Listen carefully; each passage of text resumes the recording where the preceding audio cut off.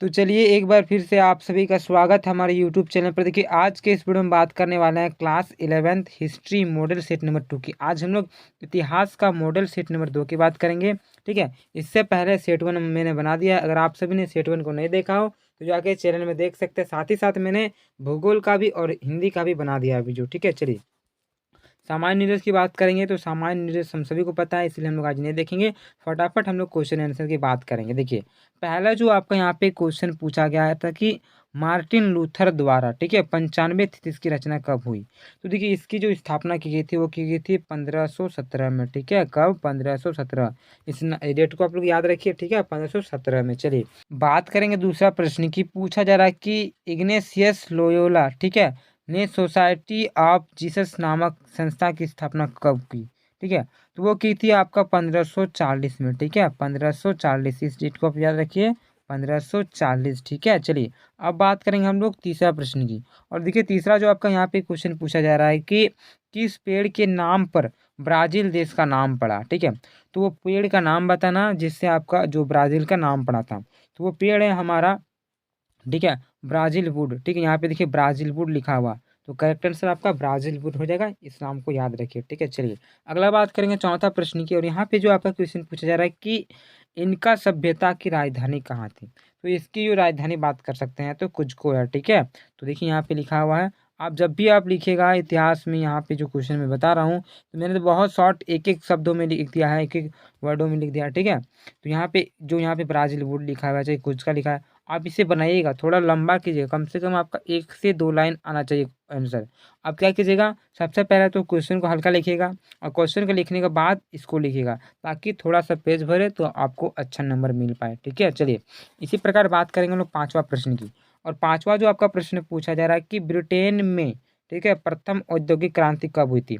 तो देखिए ब्रिटेन, जिसे हम लोग इंग्लैंड भी कहते हैं, यहाँ पे जो प्रथम औद्योगिक क्रांति हुई थी वो हुई थी आपका 1780, ठीक है, के दशक में। तो 1780 के दशक से लेकर आपका 1850 के दशक तक, यानी कि देखिए 1780 के दशक का मतलब होता है 1780 के लेकर आपका 1790 के बीच में जितने भी घटनाएं होंगी, यानी कि 10 साल के अंतर्गत जो भी घटना होता है उसमें लोग दशक में लिख देते हैं। तो 1780 के दशक से लेकर 1850 के दशक तक। ठीक है, चलिए बात करेंगे हम लोग छठा प्रश्न की। और यहाँ पे प्रश्न पूछा जा रहा है कि लुट्जिम आंदोलन कब हुआ था। तो देखिए ये जो आंदोलन हुआ था वो था आपका 1811 से 1817 के बीच। ठीक है, लुट्जिम आंदोलन हुआ था 1811 से लेकर आपका 1817। ठीक है, इस बात को याद रखिए। चलिए बात करेंगे हम लोग अगला प्रश्न की, सातवां प्रश्न की। तो यहाँ पे पूछा जा रहा है कि आधुनिक चीन के संस्थापक कौन थे। आधुनिक चीन के संस्थापक, ठीक है, आपके यहाँ पे लिखा हुआ माओत्से तुंग थे। ठीक है, तो इस नाम को आप लोग याद रखिए। तो देखिए 1 से लेकर 7 के भी जितने भी प्रश्न थे हम लोग देख लिए, और इन सातों में से आपको 5 ही प्रश्न के उत्तर देने हैं, 2 को आपको छोड़ देना है। ठीक है, चलिए तो चलिए बात कर लेते हैं आठवां प्रश्न की। पूछा जा रहा है कि पाप स्वीकारोक्ति नामक दस्तावेज क्या है। तो ये जो दस्तावेज है क्या है आपको बताना है। ठीक है, देखिए उत्तर है कि चर्च द्वारा जारी दस्तावेज जो व्यक्तियों को उसके सभी पापों से मुक्त दिला सके उसे हम लोग पाप स्वीकृति नामक दस्तावेज कहते हैं। तो देखिए ये चर्च द्वारा एक ऐसा दस्तावेज जिसमें व्यक्तियों को अपना पाप से मुक्त हो जाए, यानी कि पाप से मुक्ति मिल जाए, उसे ही हम लोग कहते हैं। ठीक है, चलिए अगला बात करेंगे नौवां प्रश्न की। और देखिए 9वां नंबर जो आपका प्रश्न पूछा जा रहा है कि एज़टेक और मेसोपोटामाई, ठीक है, लोगों सभ्यता की तुलना कीजिए। यानी कि जो एज़टेक सभ्यता है और मेसोपोटामिया सभ्यता है, इन दोनों सभ्यताओं में क्या अंतर है उसको आपको बताना है लोगों के बीच। ठीक है, देखिए आंसर है क्या कि मेसोपोटामिया सभ्यता इराक में विकसित हुई थी, जबकि एज़टेक सभ्यता अमेरिका में विकसित हुई थी। ठीक है, जो मेसोपोटामिया की सभ्यता है हम सभी जानते हैं कहाँ पे हुआ था, इराक में हुआ था, जबकि एज़टेक जो सभ्यता है ये सभ्यता आपका अमेरिका में हुआ था। एक चीज हो गया। दूसरा पॉइंट में आप लिख सकते हो कि मेसोपोटामिया सभ्यता के लोग कृषि और पशुपालन दोनों जानते थे, ठीक है, परंतु एज़टेक सभ्यता के लोग कृषि जानते थे परंतु पशुपालन नहीं जानते थे। क्या है कि मेसोपोटामिया जो सभ्यता है इसमें जो वहाँ के लोग हैं कृषि भी करते थे और साथ साथ पशुपालन भी करते थे। ठीक है, लेकिन जो एज़टेक सभ्यता के लोग कृषि तो करते थे लेकिन वो लोग पशुपालन के विषय में नहीं जानते हैं। ठीक है, चलिए अगला तीसरा पॉइंट की बात करेंगे। तो यहाँ आपको लिख देना है कि मेसोपोटामिया सभ्यता का विकास ठीक है, कांस्यकालीन सभ्यता में हुआ था, जबकि एज़्टेक सभ्यता का विकास ऐतिहासिक युग में हुआ था। ठीक है, अगला आपको पॉइंट लिखना है कि मेसोपोटामिया एवं एज़्टेक दोनों सभ्यता में शिक्षा को विशेष महत्व दिया गया। ठीक है, ये जो सभ्यता है, एज़्टेक सभ्यता हो चाहे आपको मेसोपोटामिया सभ्यता, दोनों सभ्यता में शिक्षा को महत्व दिया गया है। इसी प्रकार दोनों में जो भी अंतर रहा होगा, जो भी तुलना है, आप सभी देख लीजिए, हल्का सा पढ़ लीजिए, याद कर लीजिए, फटाफट याद हो जाएगा। ठीक है, चलिए ये बात कर लेते हैं 10वां प्रश्न की। पूछा जा रहा है कि किन कारणों से स्पेन और पुर्तगाल ने 15वीं शताब्दी में सबसे पहले अटलांटिक महासागर के पार जाने का साहस किया। ठीक है, देखिए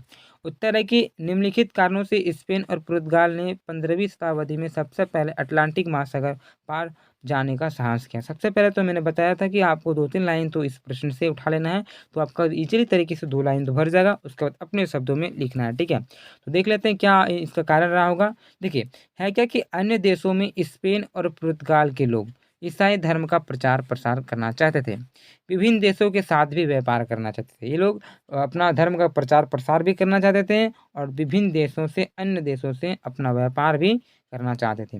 उन्हें पता चल गया कि समुद्री यात्रियों के माध्यम से ही दुनिया के अनजान देशों से संपर्क हो सकता है। यानी कि उस समय उतना साधन नहीं हुआ करता था, इसलिए उसे पता चल गया था कि अब जो हम दूसरे देशों से संपर्क कर सकते हैं, मिल सकते हैं, समुद्री मार्ग द्वारा कर सकते हैं। तो यही आपका रीज़न है, तो आप सभी इसे थोड़ा पढ़ लीजिए ताकि और बहुत अच्छे प्रकार से आपको समझ में आ जाएगा। ठीक है, चलिए बात करेंगे 11वां प्रश्न की।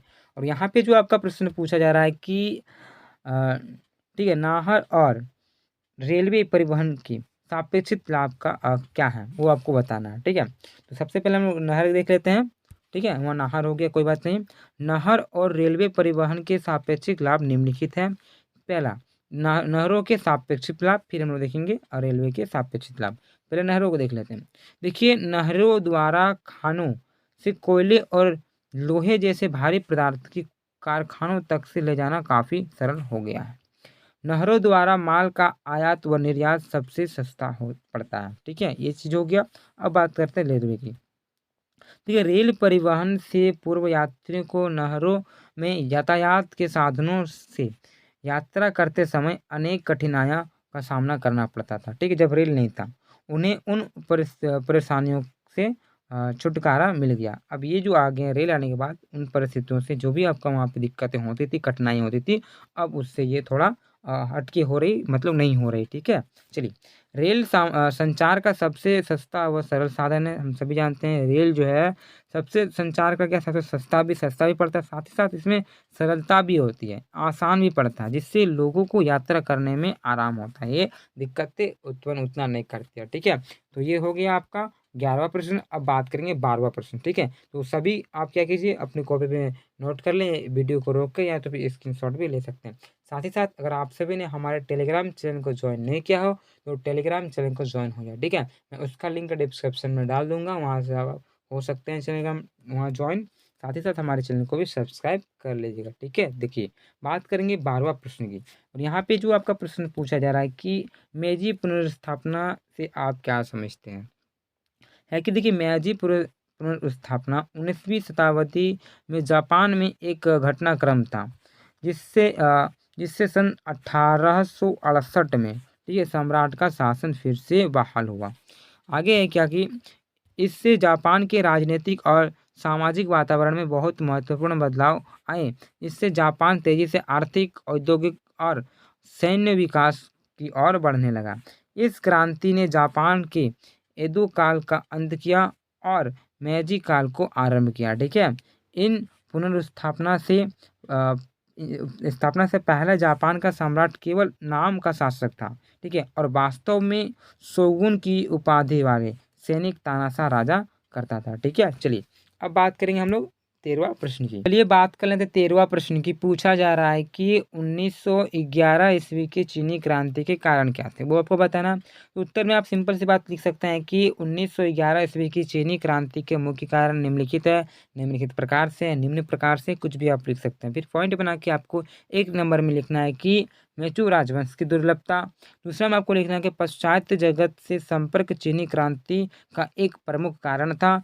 चीनी क्रांति का एक प्रमुख कारण आर्थिक दुर्दशा भी थी। ठीक है, चीन की आबादी बड़ी तेजी से बढ़ रही थी, किंतु सरकार उसके ठीक है उससे भोजन के इंतजाम करने में असमर्थ थी और देश में जो खाद्य सामग्री उत्पन्न होती थी वह जनता के लिए अपर्याप्त नहीं थी। ठीक है, यानी कि जितना भी वहाँ पे उत्पन्न हो रहा था वो आपका पर्याप्त नहीं था, यानी कि बहुत ही कम पड़ जाता था। ठीक है, चलिए इस प्रकार आपका 13वां प्रश्न भी होता है। अब बात करेंगे 14वां प्रश्न की, और यहाँ पे जो आपका प्रश्न पूछा जा रहा है कि पुनर्जागरण के प्रमुख प्रभाव का उल्लेख करें। ठीक है, तो आपको पॉइंट मार के फिर लिख देना है पुनर्जागरण के प्रमुख प्रभाव। देखिए जी, जितना अच्छा से आप कॉपी को भरेगा उतना अच्छा नंबर मिलेगा। सिर्फ सारा का सारा आंसर तो याद नहीं रहता, लेकिन आप जिस पॉइंट बना बना के अच्छा लिखिएगा स्टेप वाइज, तो आपको नंबर बहुत ही अच्छा मिलेगा। ठीक है, बाकी बात आपका क्या लिखे हैं क्या नहीं लिखे हैं वो डिपेंड करता है आप पर। तो देखिए उत्तर की बात करेंगे तो उत्तर यहाँ पे है कि पुनर्जागरण एक ऐसा आंदोलन था जिसके द्वारा यूरोप महाद्वीप के देश पुराने विचारों को छोड़कर आधुनिक विचार को अपनाने लगे थे। ठीक है, पुराने विचारों को छोड़कर आधुनिक विचारों को अपनाने लगे। ठीक है, आधुनिक विचार के साथ जीवन शैली में बदलाव आया, पुराने अंधविश्वास और सामाजिक बुराइयों का अंत हुआ। ठीक है, जो पुराने अंधविश्वास वगैरह को जो लेके चल रहे थे उनका भी अंत हुआ। शिक्षा और ज्ञान का प्रसार हुआ, यानी कि शिक्षा बहुत ही मेन चीज़ है, तो इसका भी प्रसार हुआ, यानी कि बहुत जानकारी हुई, सबको पता चला क्या है क्या नहीं। इसी प्रकार 14वां जो प्रश्न है वो भी आपका समाप्त होता है बहुत ही सरल शब्दों में और बहुत ही आसान शब्दों में। ठीक है, अब इसी प्रकार बात करेंगे 15वां प्रश्न का।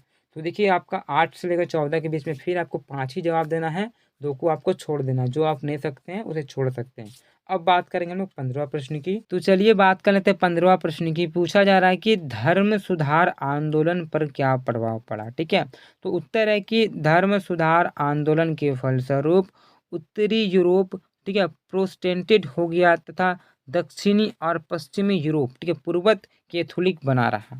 आगे लिखना है कि धर्म क्षेत्र में कैथोलिक और प्रोटेस्टेंटों के मध्य भयंकर मतभेद व फिर पारस्परिक वैमनस्य से उत्पन्न हो गया। इसके बीच क्या हुआ, थोड़ा सा टेंशन उत्पन्न हो गया। ठीक है, इन मतभेदों के होते हुए भी प्रोटेस्टेंटों एवं कैथोलिक में काफी साम्यक था। यह शत्रुतापूर्ण घृणा 30 वर्ष युद्ध के काल 1680 से 18 से 1668 ईस्वी की में चरम सीमा पर हुई। ठीक है, और जर्मनी में 30 वर्ष युद्ध बड़ी भयंकरता व निर्दयता के साथ हुआ। ठीक है, चलिए अगला तीसरा आपको लिख देना है कि धार्मिक आंदोलन के परिणाम स्वरूप यूरोप के राष्ट्रों में सुदृढ़ राजतंत्र व का विकास असभ्य हो सका। अपने अधिकारों की वृद्धि और फिर सुदृढ़ राष्ट्रीयकरण के उद्देश्यों से प्रेरित होकर राजाओं ने धार्मिक मतभेद या तो फिर असहिष्णुता का कठोरात्मक दमन किया। यद्यपि प्रारंभ में धार्मिक आंदोलन के परिणामस्वरूप बड़ी धार्मिक कट्टरता ठीक है असहिष्णुता व फिर शत्रुता उत्पन्न हुई, परंतु कालांतर में सन्ने सन्ने यूरोप के विविध धार्मिक संप्रदायों में पारस्परिक सहानुभूता उदारता व फिर सद्भावना का संचार हुआ। ठीक है, इसी प्रकार देखिए आपका जो 15वां प्रश्न होता है वो होता है समाप्त। अब बात करेंगे 16वां प्रश्न की। तो चलिए बात कर लेते हैं 16वां प्रश्न की। पूछा जा रहा है कि ऐसे कौन से कारण थे जिनसे 15वीं शताब्दी में यूरोप नौचालन को सहायता मिली। ठीक है, अब देखिए उत्तर है क्या कि 15वीं शताब्दी में शुरू की गई यूरोप समुद्री यात्राओं ने एक महासागर को दूसरे महासागर से जोड़ने के लिए समुद्री के मार्ग खोले। सन 1380 में ही दिशा सूचक यंत्र का निर्माण हो चुका था। इस दिशा सूचक यंत्र के माध्यम से यूरोपवासी ने नए नए क्षेत्रों की ठीक ठीक जानकारी प्राप्त की।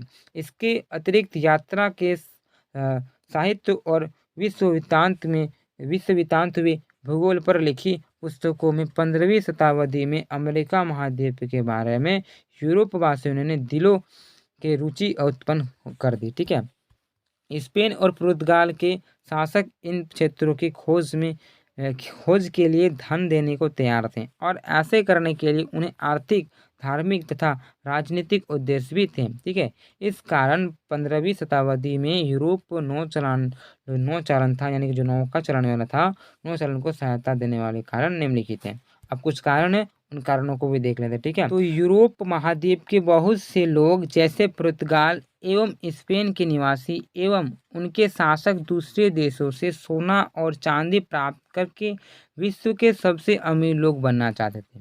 इसका कारण था कि प्लेग और युद्ध के कारण जनसंख्या में अत्यधिक कमी आए और व्यापार में मंदी आए थे। ठीक है, चलिए आगे है कि संसार के कुछ देशवासी अपनी व्याप्ति एवं प्रसिद्धि, ठीक है, व्यक्ति एवं प्रसिद्धि दुनिया के लोगों के सामने रखना चाहते थे और ऐसा करने के लिए वे अनेक समुद्री यात्राओं पर निकल पड़े अपना नाम कमाने के लिए। ठीक है, यूरोप के ईसाई अधिक थे। ठीक है, यूरोप के ईसाई अधिक से अधिक लोग को अपने धर्म में परिवर्तन करने के लिए दूर दूर के देशों की यात्रा करने को तैयार थे। यानी कि अपना धर्म के प्रचार के लिए अपने धर्म के बारे में दूर दूर यात्रा करने के लिए तैयार थे। धर्म युद्धों के परिणाम स्वरूप एशिया के साथ व्यापार में वृद्धि हुई। ऐसा समझा जाता था कि व्यापार के समानांतर यूरोप लोगों का इन देशों में मेरा राजनीति नियंत्रण स्थापित हो जाए तथा वे इन गर्म जलवायु वाले क्षेत्र में अपनी बस्तियां स्थापित कर ले। ठीक है, इस प्रकार बाहरी दुनिया के लोगों को ईसाई बनाने की संभावना ने भी यूरोप के धर्म रायन ईसाइयों को यूरोपियन नौ संचालन कार्यों की ओर उन्मुख किया। ठीक है, देखिए हो गया। अब बात करेंगे 17वां प्रश्न की, और यहाँ पे जो आपका क्वेश्चन पूछा जा रहा है कि दक्षिण अमेरिका की खोज ने यूरोप उपनिवेशवाद के विकास को जन्म दिया कैसे, ये आपको बताना है। तो उत्तर लिखना है कि दक्षिणी अमेरिका की खोज में यूरोप उपनिवेशवाद के विकास को निम्नलिखित तो निम्न प्रकार से जन्म दिए। अब देखते हैं क्या है उन प्रकार क्या है इनके। लिखना है कि यूरोप के देश विशेष, ठीक है, का स्पेन तथा पुर्तगाल सोने चांदी की लालची थे। उन्हें दक्षिणी अमेरिका में भारी मात्रा में सोना मिलने का आशा थी, इसलिए यूरोपवासी दक्षिणी अमेरिका के विभिन्न प्रदेशों में जा बसे। उन्होंने अपने सैन्य बल तथा बारूद के प्रयोग द्वारा वह अपना शासन स्थापित कर लिया। विरोध होने पर उन्होंने वहां के स्थानीय लोगों को बुरी तरह से कुचला। उन्होंने वहां के लोगों से नजराने वसूल किए। ठीक है, और क्या हुआ कि स्थानीय प्रधानों का प्रयोग उन्होंने नए नए प्रदेश तथा सोने के नए नए स्रोतों खोजने के लिए किया। सोने चांदी की विशाल भंडार का पता चलने पर वो अधिक यूरोपवासी वहां जा बसे। उन्होंने स्थानीय लोगों को दास बना दिया। वहां के जो लोग थे स्थानीय लोग, उन्होंने दास बना लिया और उन्होंने खानों में काम करने के लिए विवश कर दिया। यानी कि वहाँ के जो लोग थे उसे तो वहाँ पे दास बना लिया, साथ ही साथ उसे खानों में काम करने के लिए विवश किया। ठीक है, इस प्रकार दक्षिण अमेरिका में पूरी तरह यूरोप साम्राज्य में चक्कर में आ गया। ठीक है, तो ये था आपका 17वां प्रश्न। इसी प्रकार बात करेंगे हम 18वां प्रश्न की। ये प्रश्न है कि विश्व के भिन्न भिन्न देशों में रेलवे आ जाने से वहां की जनजीवन पर क्या प्रभाव पड़ा, तुलनात्मक विवेचना कीजिए। ठीक है, रेलवे के आने से क्या बदलाव हुए, क्या चेंजेस हुए, उनके बारे में आपको लिखना है। ठीक है, तो सबसे पहले हम लोग लिखेंगे कि दुनिया के विभिन्न देशों में रेलवे के आने के प्रभाव। अब बात करते हैं हम लोग अगला। ठीक है, रेलवे के विस्तार ने औपनिवेशिक राष्ट्रों को बहुत फर्क दिया।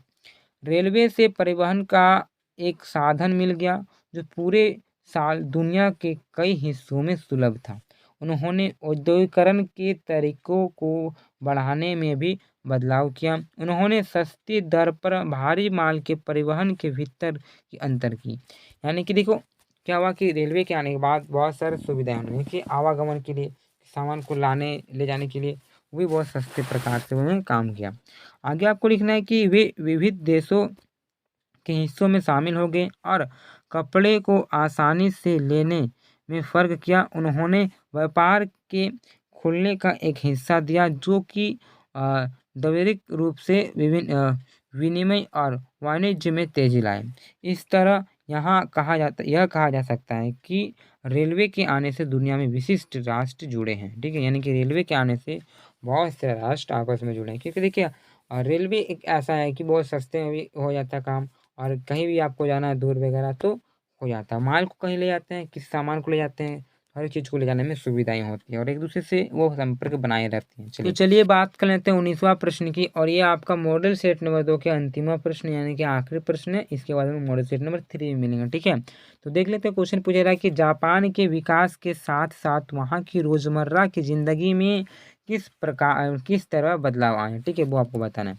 उत्तर है कि जापान का एक आधुनिक समाज में बदलाव रोजाना की जिंदगी में आए परिवर्तन में भी देखा जा सकता है। परिवार व्यवस्था में कई पीढ़ियां परिवार के मुखिया के नियंत्रण में रहती थी, लेकिन जैसे जैसे लोग समृद्ध एवं संपन्न हुए, परिवार परिवारों के संदर्भ में नए विचार फैलने लगे। नया घर, जिसे जापानी अंग्रेजी शब्द का इस्तेमाल करते हुए होम कहते हैं, ठीक है, का संबंध मूल परिवार से था, जहां पति पत्नी साथ होकर काम ये कमाते थे और घर बसाते थे। पारिवारिक जीवन की इस नई समझने एक तरह से घरेलू उत्पाद नए किस्म के पारिवारिक मनोरंजन और नए प्रकार की मांग पैदा की। सन 1920 के दशक में निर्माण कंपनियां द्वारा शुरू में 200 येन देने के बाद लगातार 10 साल के लिए 12 येन प्राप्त माह की किस्तों पर लोगों को सस्ती ठीक है, कमान उपलब्ध कराए थे। आगे लिखा हुआ कि यह एक ऐसे समय में जब एक बैंक कर्मचारी उच्च शिक्षा प्राप्त व्यक्ति, ठीक है, की मासिक आय 40 येन प्रति माह थी। जापान के विकास का साथ साथ नवीन घरेलू उत्पादों जैसे कि कुकर, ठीक है, टोस्ट आदि का प्रयोग होने लगा। आधुनिकता के प्रसार ने नवीन मध्यवर्ती परिवर्तन को प्रभावित किया, ठीक है। ट्रोमो के आने से आवागमन की गतिविधियां आसान हो गई, ठीक है। मनोरंजन के नए नए साधन का आविष्कार हुआ और 1899 ईस्वी में फिल्मों का निर्माण होने लगा। सन 1925 ईस्वी में पहला रेडियो स्टेशन खोला गया, ठीक है। इसीलिए जो भी यहाँ पे है आपका मॉडल सेट नंबर 2 का जितने भी प्रश्न हैं आसार अक्सर हो जाता है, और इससे पहले मैंने सेट 1 को बना दिया है, अगर उसी ने देखा तो देख सकते हैं। और फटाफट क्या कीजिए, जितने भी प्रश्न हैं आप सभी को समझ में आ गया होगा तो कॉपी में नोट कर लें ताकि दिक्कत ना हो, और इसे पढ़ते रहिए। एग्ज़ाम बहुत ही नज़दीक है, जब भी एग्ज़ाम का डेट निकलेगा, एडमिट कार्ड निकलेगा, मैं न्यूज़ में बता दूंगा कब होगा। चैनल से जुड़े रहे, तब तक के लिए आप चैनल को सब्सक्राइब कर लिए। जब भी मैं अपडेट दूंगा, जब भी मैं मॉडल पेपर निकलूंगा मतलब अपडेट करूंगा तो सबसे पहले आप देख पाएँ, इसलिए हमारे चैनल को सब्सक्राइब कर लें, अपने मित्रों को भी शेयर करते हैं, ठीक है। इसी प्रकार दूसरे वीडियो में मिलते हैं हम लोग। जय हिंद, जय भारत।